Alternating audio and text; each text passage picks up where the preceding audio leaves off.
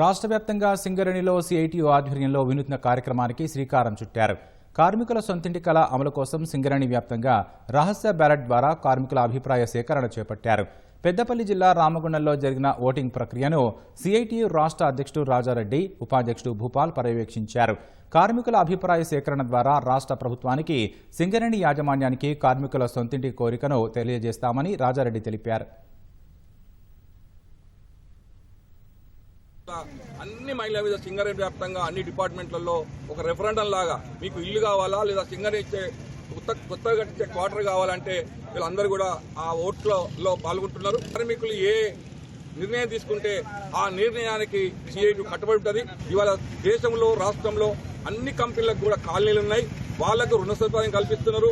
యాజమాన్యమే వాళ్ళకి ఇవ్వాల్సిన ఇచ్చారని ఈఎంఐ రూపాయలు పెట్టి దిగిపోయిన నాటికి సంతిల్ కార్యక్రమాన్ని ఇలా అన్ని కంపెనీలు రూపొందించేసినాయి.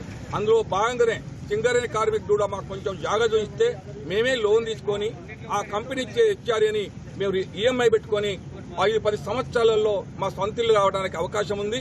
అందుకు యాజమాన్యం గాని, ప్రభుత్వం గాని కార్మికుడు ₹1 చెల్లించకుండానే ప్రతి కార్మికుడికి 25-30 లక్షల ఇల్లు రావడానికి ఉంది. కొన్ని వందల ఎకరాలు, 1360 ఎకరాల భూమి సింగరేణిలో ఖాళీ స్థలాలున్నాయి. కొన్ని వేల క్వార్టర్లు ఇలా ఖాళీగా ఉన్నాయి.